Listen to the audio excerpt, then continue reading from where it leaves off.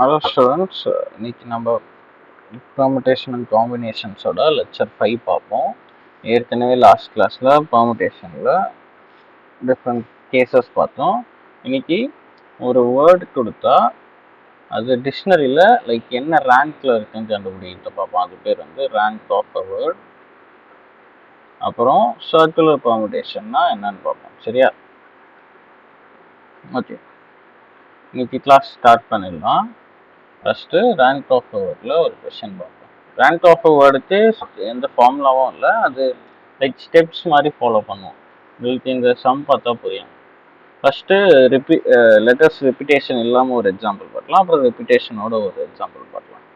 சரி, ஃபஸ்ட் என்ன இருக்குன்னா, the letter of the word out, O U, out, out or out எப்படி வேணால் ப்ரொனவுன்ஸ் பண்ணிக்கலாம்.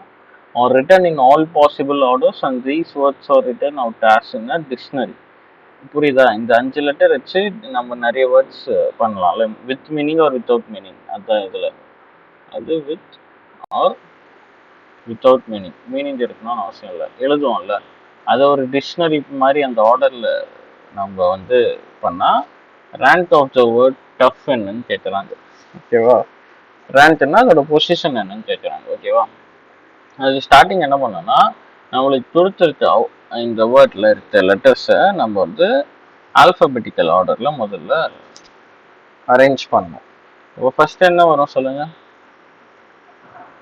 ஏபிசிடி எஃப் ஜி ஜிஹெச் ஓ பிக்யூஆர்எஸ் டியூ டியூ இப்படி வருமா? ஃபர்ஸ்ட் ஜி வரும், அப்போ ஹெச்ஓடியூ. என்ன கேட்குறாங்க? டஃப் டிஓயூஜிஹெச் அப்படின்ற வேர்டோட ரேங்க் என்னன்னு கேட்குறாங்க. ரேங்க்னா அந்த டிக்ஷனரி ஆர்டரில் அதோட பொசிஷன். ஓகேவா? ஃபர்ஸ்ட் வந்து இந்த வேர்டு தான் ஃபர்ஸ்ட் நான் 1ல இருக்கும். கரெக்டா? ஃபர்ஸ்ட் ஜி லெட்டர், அப்புறம் ஹெச்ஓடியூ, இதுதான் 1ல இருக்கும் டிக்ஷனரியில். அடுத்து என்ன இருக்கும்னா ஜிஹெச்ஓயூடி வேணா இருக்கும் அடுத்து. ஓகேவா? அப்போது நம்ம என்ன பண்ணுவோம்னா, ஃபர்ஸ்ட்டு டிக்ஷனரி ஆர்டரில் பார்த்து ஃபர்ஸ்ட் லெட்டரை வச்சிடும். ஜி தானே ஃபர்ஸ்ட் இருக்கும். கொடுத்துருக்க 5 லெட்டரில் ஃபர்ஸ்ட் எந்த லெட்டர் வரும் டிக்ஷனரினா ஜி வரும். அப்போ ஜி வந்துட்டு அப்புறம் மற்ற 4 பிளேசஸில் நம்ம இந்த 4 லெட்டர்ஸை எப்படி வேணால் அரேஞ்ச் பண்ணலாம். அது வந்து 4 ஃபேக்டோரியல் வேஸ். கரெக்டா?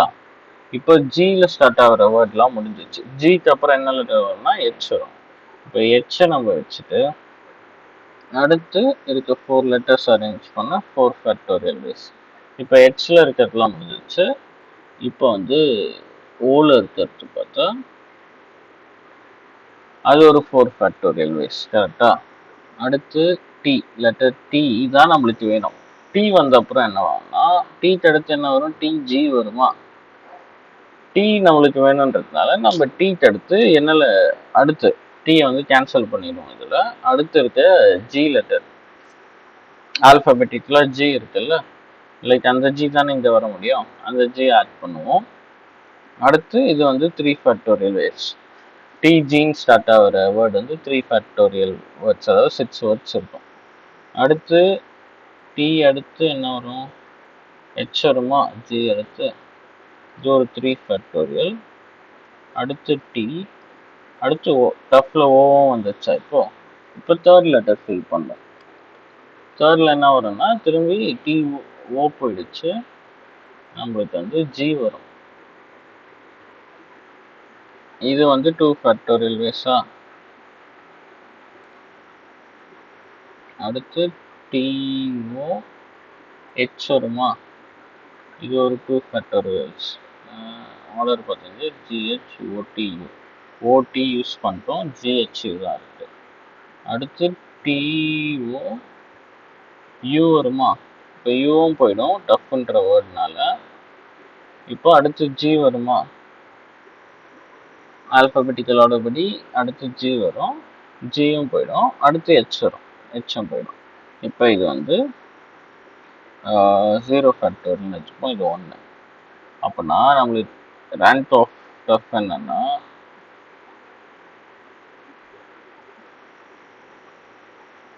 ஸ்டார்டிங்லேருந்து ஆட் பண்ணுவாங்க. 3 4 ஃபேக்டோரியல் இருக்கு. 4 factorial plus 4 factorial plus 4 factorial plus 3 factorial plus 3 factorial plus 2 factorial plus 2 factorial plus 0 factorial. இது என்னது 24 24 24 3 24 சேர்த்தா 72, 2 6 சேர்த்தா 12, இது ஒரு 5. அப்போ ரேங்க் ஆஃப் டஃப் வேர்டு பார்த்தீங்கன்னா டிக்ஷனரியில் 89. அதாவது டிக்ஷனரி ஆர்டரில் நம்ம வந்து அரேஞ்ச் பண்ணால் 89th வேர்டு தான் டஃப். ஓகேவா, அடுத்து போகலாமா? இப்போ ரிப்பிட்டேஷனோட பார்ப்போம். இப்போ சக்ஸஸ்ன்னு இங்கே இருக்குல்ல, சக்ஸஸில் பார்த்தீங்கன்னா சிசி இஎஸ்எஸ்எஸ்யூ இந்த ஆர்டரில் தான் வேர்ட்ஸ் வந்து அரேஞ்ச் ஆகும். இதுதான் டிக்ஷனரியில் ஃபர்ஸ்ட் வேர்டாகவும் இருக்கும். First word. இப்போ நம்ம என்ன பண்ண போறோம்னா, நம்ம வந்து இதை அரேஞ்ச் பண்ணணும். அரேஞ்ச் பண்ணி ஸோ தட் சக்ஸஸோட டிக்ஷனரியில் ரேங்க் என்னன்னு கண்டுபிடிக்கலாம். ஃபர்ஸ்ட் என்ன லெட்டர் வரும்? சி வரும். நம்மளுக்கு தேவையானது சக்ஸஸ், சியூசிசிஇஎஸ்எஸ். ரிப்பிட்டேஷன் வேறு இருக்குல்ல, நீங்கள் கவனமாக இருக்கணும். இப்போது 7 லெட்டர் இருக்குது. ஃபர்ஸ்ட் லெட்டர் சி தானே வரும் டிக்ஷனரியில், இங்கே கொடுத்துருக்க லெட்டரில். அப்போ சி வச்சுட்டோம். சி வச்சுட்ட அப்புறம் லைக் இங்கே அடுத்து 6 பாசிபிள் என்னன்னு பார்த்தணும். இதை வந்து அரேஞ்ச் பண்ணுறது ஒரு சி போயிடுச்சு. அப்போ வந்து ஒரு சி 3 எஸ் இருக்கு. இது வந்து 6 ஃபேக்டோரியல் பை 3 ஃபேக்டோரியல். அடுத்து சிக்கு அடுத்து திரும்பி சிஏ வைக்கக்கூடாது, ஏன்னா அது ரிப்பீட் ஆகும். லைக் திரும்பியும் நீங்கள் சி வைக்கிறது கரெக்ட் இல்லை, அதனால இ வரும். இப்போ இ வந்துச்சுன்னா இருக்க 6 லெட்டர்ஸில் 2 சி 3 எஸ் ஒரு யூ இருக்கு. அப்போ வந்து 6 ஃபேக்டோரியல் பை 3 ஃபேக்டோரியல் 2 ஃபேக்டோரியல். அடுத்து ஈக்கு அடுத்து என்ன வரும்? எஸ் வரும். உங்களுக்கு எஸ் தான் இப்போ வேணும்ல, எஸ் அப்படியே வச்சுப்போம். அடுத்த லெட்டர் திரும்பி ஃபர்ஸ்ட்லேருந்து வரணும். ஒரு எஸ் இதில் போயிடுச்சு. அப்போது ஒரு சி, இந்த ஒரு சி வரும். இப்போ மிச்சம் இருக்கிறது 5. அப்போ 5 ஃபேக்டோரியல் பை 2 ஃபேக்டோரியல். ஏன்னா நல்லா பாருங்கள், இந்த எஸ்சி நம்ம வந்துட்டு எஸ்ஸும் சியும் நம்ம வந்துட்டு சூஸ் பண்ணிட்டோம். மிச்சம் இருக்க 5 லெட்டர் அரேஞ்ச் பண்ணது இதுதான். அடுத்து எஸ்இ வருமா? இது எத்தனை வேஸ்? 5 ஃபேக்டோரியல் பை 2 சிக்கு 2 ஃபேக்டோரியல், 2 எஸ்க்கு 2 ஃபேக்டோரியல். அடுத்து எஸ் வருமா? இது பார்த்தீங்கன்னா 5 ஃபேக்டோரியல் பை 2 சிக்கு 2 ஃபேக்டோரியல். அடுத்து எஸ்யூ வரும். பார்த்தீங்கன்னா எஸ்யூ வந்துருச்சு. நம்மளுக்கு யூவும் சக்ஸஸோட யூவும் வந்துருச்சு. அப்போ அடுத்து சி வரும். அப்போ அடுத்து சி. அப்போ சக்ஸஸோட சியும் வந்துருச்சா? அப்போ இதையும் ஸ்ட்ரைட் பண்ணுங்க. அடுத்ததும் சி தான் வரும் ஆல்ஃபபெட்டிக்கல் ஆர்டரில். அப்போ இதுவும் ஸ்ட்ரைட் பண்ணுங்க.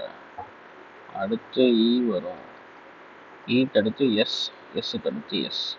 அப்போ எல்லாமே வந்துருச்சு. அப்போ என்ன ஆகும்னா இது 0 ஃபேக்டோரியல் 1 வேஸ். அப்போது 6 ஃபேக்டோரியல் பை 3 ஃபேக்டோரியல் வந்து 6 into 5 into 4 20, 120. 6 factorial by 3 factorial into 2 factorial வந்து 60 வரும். 5 120 by 2 60. இது ஒரு 30, இது ஒரு 60. அப்புறம் இது வந்து 1 வேஸ். அப்போ சக்ஸஸோட ரேங்க் என்ன வரும் சொல்லுங்க?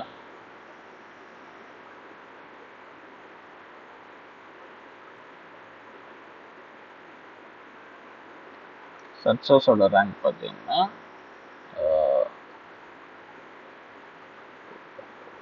120 plus 360, 120 plus 180 plus 30 plus 1. Rank of success வந்து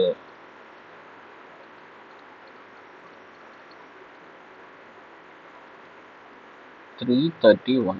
புரிஞ்சிச்சா? அதாவது ஃபஸ்ட்டு டிக்ஷனரி ஆர்டரில் நம்ம ஒரு லெட்டரையும் வச்சு லைக் அந்த சியில் ஆரம்பிக்கிற வேர்ட்ஸ் எத்தனை இருக்குன்னு பார்ப்போம் கொடுத்துருக்க லெட்டர் வச்சு. அடுத்து இ, அடுத்து எஸ். எஸ்ல தான் நம்மளுக்கு வேர்டு வேணும். அதனால எஸ் வந்தோடனே நம்ம செகண்ட் லெட்டர் ஆட் பண்ண ஆரம்பிச்சிடும். திரும்பி ஃபர்ஸ்ட்லேருந்து சி ஆட் பண்ணோம், அப்புறம் இ ஆட் பண்ணோம். திரும்பி செகண்ட் லெட்டர் யூத் வந்த அப்புறம் திரும்பி தேர்ட் லெட்டர், அந்த மாதிரி சக்ஸஸிவாக நம்மளுக்கு ஆன்சர் கிடைச்சிருச்சு. ரேங்க் ஆஃப் சக்ஸஸ் வந்து 331. ரேங்க் சம் எல்லாருக்கும் புரிஞ்சிச்சா? எக்ஸாம்பிளுக்கு வேணா எடுங்க, ஒன்று மேத்ஸ் எடுத்துங்க, ரேங்க் ஆஃப் மேத்ஸ் கண்டுபிடிங்க. ரிப்பீட்டேஷனோட கண்டுபிடிக்கிறதுக்கு வேணா இக்னைட்ன்ற ஒரு யூஸ் பண்ணிக்கோங்க. இந்த ரெண்டுத்துக்கும் ரேங்க் கண்டுபிடிச்சு கமெண்ட்ஸில் சொல்லுங்க ரேங்க். ஓகேவா? சரி, இப்போ சர்க்குலர் பெர்முடேஷன் பார்ப்போம். சர்க்குலர் பெர்முடேஷன்னா ஒன்றும் இல்லை, இப்போ இவ்வளோ நேரமாக நம்ம பார்த்தது எல்லாமே லீனியர் பெர்முடேஷன். அதாவது ஒரு லைனில் தானே அரேஞ்ச் பண்ணுறோம். 6 லெட்டர்ஸ் வந்து ஸ்டார்ட் பண்ணி ஒரு லைனில் அரேஞ்ச் பண்ணுறோம். இன்கேஸ் நான் வந்து ஒரு சர்க்குலர் டேபிள் இருக்குது, அதை சுற்றி 6 சேர் இருக்குதுன்னு வச்சுப்போம். நான் இங்கே அரேஞ்ச் பண்ணோன்னா எனக்கு பெர்முடேஷன் என்ன அப்படின்னு கேட்டால் அதுக்கு தான் நம்ம சர்க்குலர் பெர்முடேஷன்ஸ் படிப்போம். சர்க்குலர் பெர்முடேஷன் என்ன சொல்கிறாங்கன்னா, number of circular permutation of n different things taken all at time is n-1 factorial. Clockwise and anti-clockwise orders are taken as different. ஓகேவா? ஓகே, நான் ஃபஸ்ட்டு வந்துட்டு இதில் உங்களுக்கு வந்து ஒரு 3 எக்ஸாம்பிள், 3 லெட்டர்ஸ் எடுத்துப்போம் சிம்பிளாக ஏபிசின்ட்டு. நான் வந்து இதை லீனியராக அரேஞ்ச் பண்ண எனக்கு எத்தனை வேணும், எத்தனை பாசிபிலிட்டிஸ்னால் ஏபிசி இல்லை பிஏசி இல்லை பிசிஏ இல்லைனா ஏசிபி சிபிஏ சிஏபின்ட்டு எனக்கு 3 ஃபேக்டோரியல் வேஸாக 3p3ன்னு சொல்லுவோம். 3 கொடுத்துருக்க என்பி n பிளஸஸில் அரேஞ்ச் பண்ணது n ஃபேக்டோரியல் வேஸ். அப்போனா எனக்கு 3p3 வந்து 3 ஃபேக்டோரியல் வேஸ், அது வந்து 6. இந்த 6 வேஸ் நான் லிஸ்ட் பண்ணிட்டேன். இன்கேஸ் நான் இந்த சர்க்குலராக இந்த 3 ஏபிசி லெட்டர்ஸையும் நான் சர்க்குலராக அரேஞ்ச் பண்ண போகிறேன்னா நம்பர் ஆஃப் வேஸ் பார்த்தீங்கன்னா, ஒன்று வந்து ஏ பி சி, இன்னொன்று வந்து A C, okay A B C, இவ்வளோதான். ஏன் தெரியுமா? நான் இப்போது ஏபிசி பிசிஏனா இது ரெண்டும் டிஃப்ரெண்ட்டு. ஆனால் சர்க்குலரில் பாருங்கள், சர்க்குலரில் ஸ்டார்ட் எது எண்ட் எதுன்னு நம்மளுக்கு தெரியாது. நான் இப்போ ஏல ஆரம்பிக்கிறேன்னா எனக்கு ஏபிசி வருதா, அதே நான் பியில் ஆரம்பித்தா பிசிஏ வருதா. ஆனால் எனக்கு லீனியரில் இது ரெண்டும் டிஃப்ரெண்ட். ஆனால் சர்க்குலரில் பாருங்கள், இது ஒரே டேபிள் தான், நம்ம எங்கே ஸ்டார்ட் பண்ணி எங்கே எண்ட் பண்ணுறோம் தான் இருக்குது. புரியுதா? அதனால் சர்க்குலர் பெர்முடேஷனில் எப்போவுமே லீனியர் விட கம்மியாக தான் இருக்கும் for a given n different things.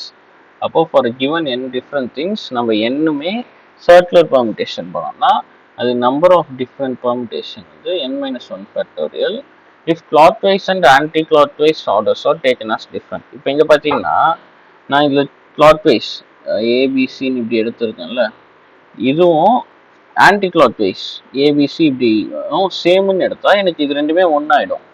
அப்போ எனக்கு n-1 ஃபேக்டோரியல் பை 2 தான் வரும். ஆனால் நான் இது வந்து டிஃப்ரெண்ட்டுன்னு எடுத்துறேன். லைக் இந்த கிளாக்வைஸில் இப்படி பார்த்துட்டு ஏபிசியும் ஆன்டி கிளாக்வைஸில் பார்த்துட்டு இந்த ஏபிசியும் டிஃப்ரெண்ட்டுன்னு எடுத்தா எனக்கு n-1 factorial ways circular permutation.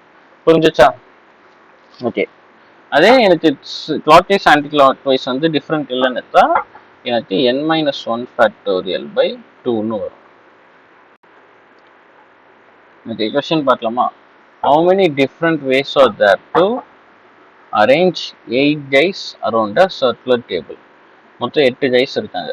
அதுக்கு முன்னாடி நான் அந்த ஃபார்முலா வந்து எப்படி வந்துச்சுன்னு சொல்கிறேன் பாருங்க. இப்போ எனக்கு சர்க்குலர் பெர்முடேஷன் தான், நான் வந்து ஒரு 5 பீப்புளை வந்து அரேஞ்ச் பண்ணணும்னு வச்சுப்போம். எனக்கு 5 டேபிள்ஸ் 5 சேர் இருக்குது.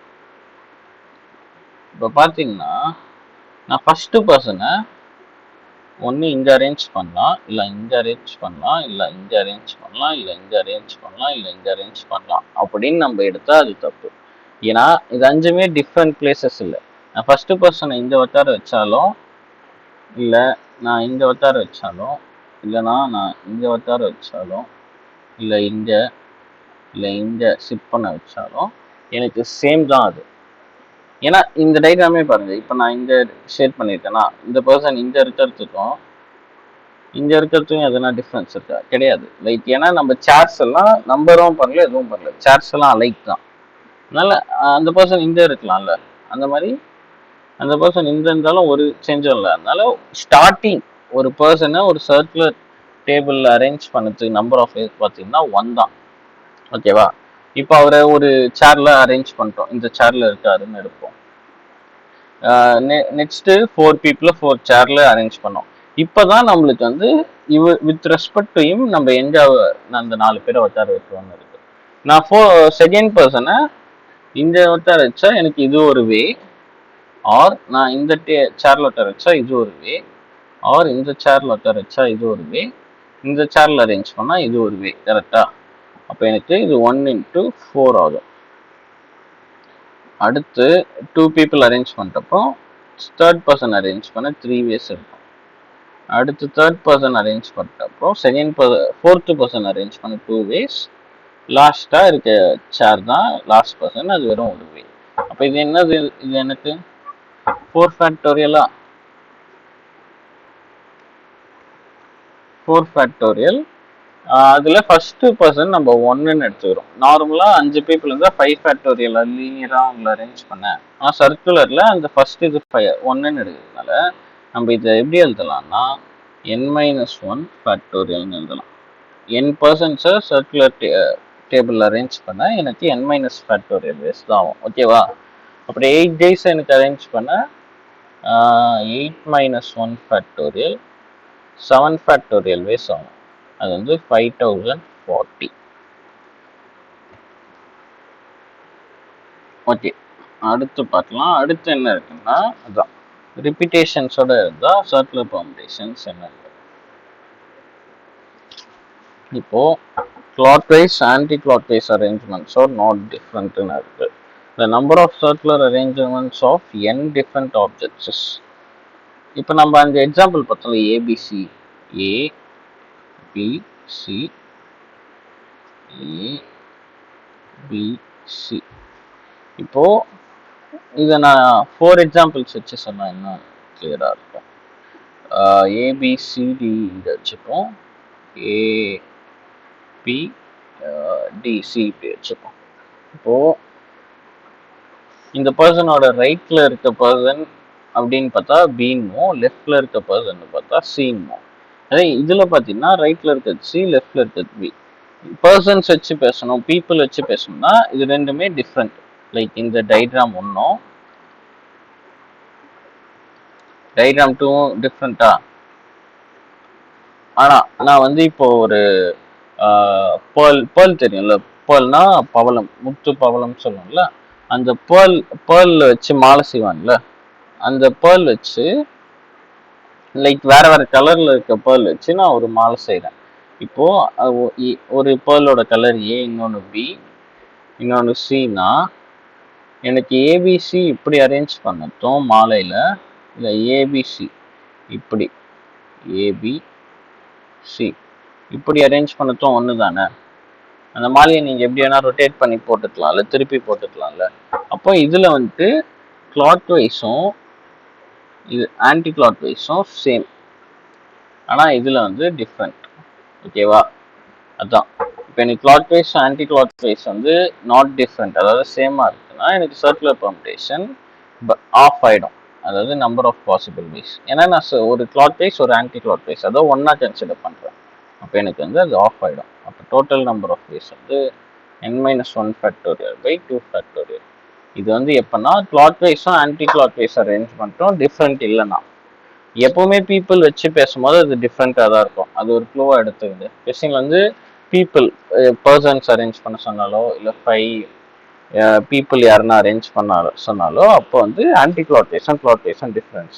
ஆனால் லைக் ஆப்ஜெக்ட்ஸ் இந்த மாதிரி பேர்ல் இல்லை ஃப்ளவர்ஸ் அந்த மாதிரி சொன்னால் அப்போ நீங்கள் வந்து சேம்னு எடுத்துக்கலாம், கிளாக் வைஸும் ஆன்டி கிளாக் வைஸும். அப்போ இந்த 2 டிஃப்ரெண்ட் ஃபார்முலா யூஸ் பண்ணிக்கலாம். ஓகேவா? இன்கேஸ் எனக்கு வந்து n டிஸ்டிங்க்ட் ஆப்ஜெக்ட்ஸ் கொடுத்துட்டு வெறும் ஆர் அட் அ டைம் தான் அரேஞ்ச் பண்ண சொல்கிறாங்கன்னா அப்போ 2 ஃபார்முலா இருக்குது. என்ன 2 ஃபார்முலானா இதை பாருங்க, இது வந்து clock wise or anti clock wise order வந்து டேக்கன் டிஃப்ரெண்ட்னு இருக்காங்க. அப்போ என்ன ஃபார்முலானா nPr by r. In case clockwise and anti clock wise are சேம்னா எனக்கு இதே கண்டிஷன் பார்த்தீங்கன்னா என்பிஆர் பை 2R ஆகிடும். அதாவது நான் n பர்சன்ஸை ஆர் சேர் இருக்கா, n பர்சன்ஸ்க்கு R எடுத்து ஆர் சேர்ல அரேஞ்ச் பண்ணுறேன்னா சர்க்குலர் பெர்முடேஷனில் எனக்கு என்பிஆர் பை ஆர். அதே clockwise anti clock wise ரெண்டும் டிஃப்ரெண்ட் இல்லை சேம்னா எனக்கு என்பிஆர் பை 2R. அவ்வளோதான் சர்க்குலர் பெர்முடேஷனோட ஃபார்முலா இவ்வளோதான். இப்போ இதில் இன்னொரு சம் பார்ப்போம். Consider 21 different pearls on a necklace. Pearls சொன்னால போன எக்ஸாம்பிள் தான் நம்ம கிட்ட இப்போ 21 different pearls இருக்கு. How many ways can the pearls be placed in this necklace such that 3 specific pearls always remains together? 21 different pearls இருக்கா. அப்போ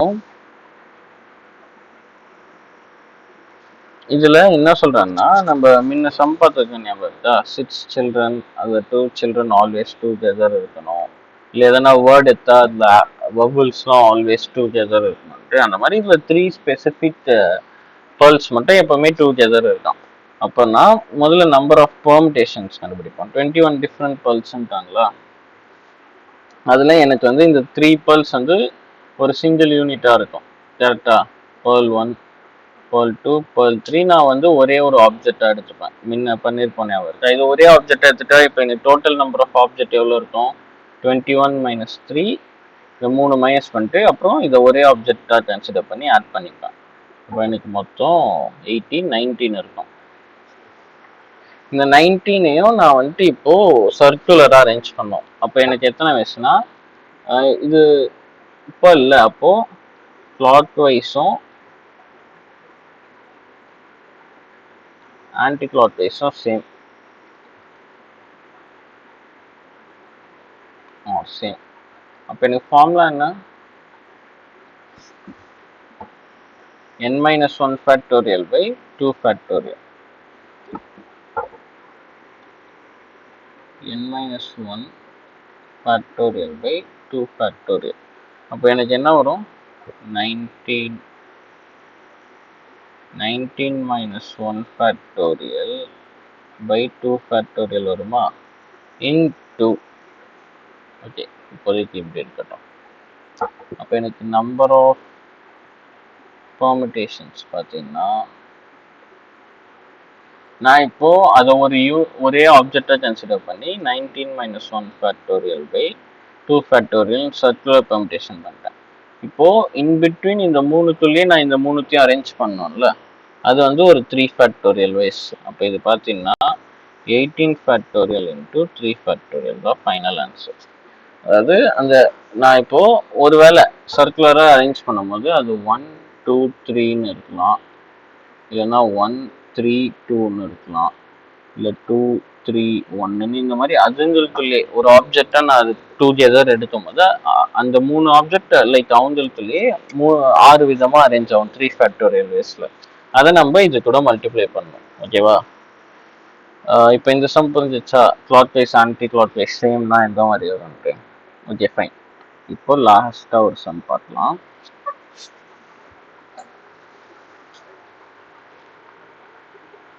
How many ways can 4 couples be seated at round table if the men and women want to sit alternatively? முதல்ல எத்தனை பேர் இருக்காங்க பார்ப்போம். 4 couples. 4 couples-னா 4 men and 4 women. என்ன சொல்றாங்கன்னா, இப்போ ஒரு சர்க்குலர் டேபிள் இருக்கு, அதில் வந்து 1 2 3 4 5 6 7 8 4 கப்பல்னா 8 பேர் இருப்பாங்கல்ல. நம்ம வந்து 8 பேர் அரேஞ்ச் பண்ணோம் இந்த சர்க்குலர் டேபிள் சுற்றி. அப்போ என்னன்னா கண்டிஷன் என்னன்னா, இங்கே லைக் ஒரு மேன் இருக்கான்னா அவனுக்கு பக்கத்துல இன்னொரு மேன் இருக்கக்கூடாது. இப்போ இங்க ஒரு மேன் இருக்கான்னா அவனுக்கு பக்கத்துல ஒரு விமன் இருக்கணும். அவளுக்கு அந்த மேன் விமனுக்கு பக்கத்துல திரும்பி விமன் இருக்கக்கூடாது, மேன் தான் இருக்கணும். அதாவது மென் அண்ட் விமன் ஆல்டர்னேட்டா அரேஞ்ச் ஆகும். இப்போ man one women women man women man women. Like வந்து இதுல இன்னொன்று என்ன சொல்லிட்டாங்கன்னா, இப்போ மேன் ஒன் கப்புள் ஒன்னா அந்த மேனும் விமனும் கூட தான் இருக்கணும்னு எதுவும் சொல்ல. அப்போ என்னன்னா நம்ம எப்படின்னா அரேஞ்ச் பண்ணிக்கலாம்.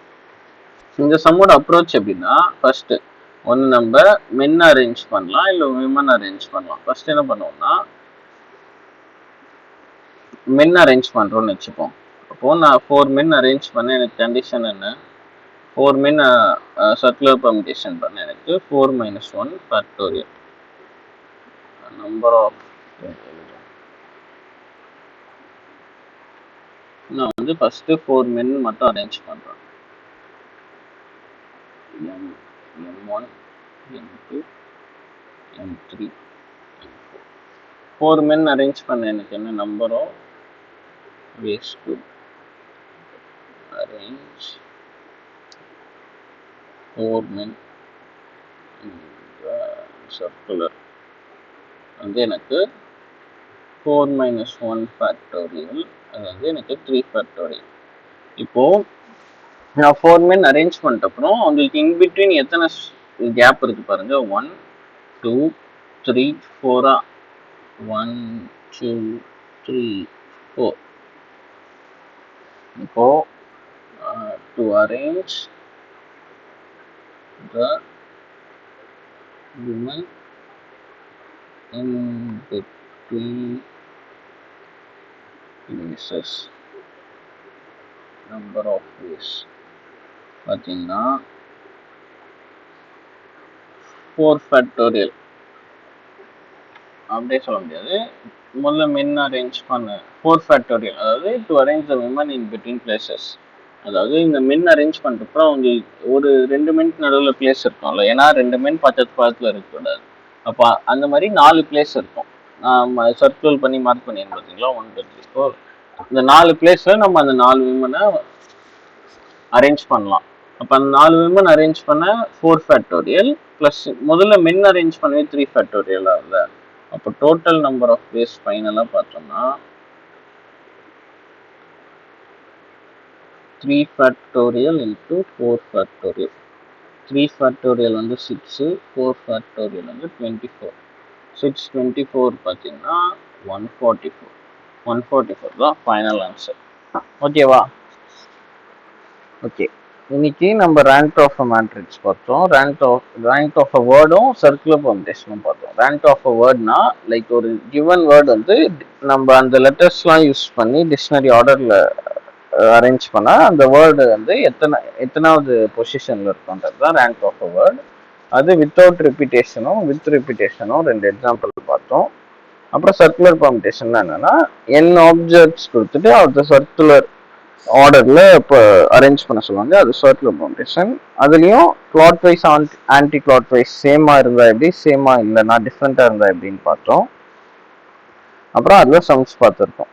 இதோட பெர்மிட்டேஷன் வந்து எண்டுக்கு வருது. அடுத்து காம்பினேஷன் பார்ப்போம். என்னன்னா பெர்மிட்டேஷன் அண்ட் காம்பினேஷன் வந்து லைக் ஒரு சேம் சாப்டர் தான், அதனால அது வந்து இன்டர் கனெக்டடாக இருக்கும் நிறைய கான்செப்ட்ஸ். ஓகேவா? இன்னைக்கு லெக்சர் அவ்வளோதான். அடுத்த லெக்சரில் காம்பினேஷன் ஸ்டார்ட் பண்ணலாம்.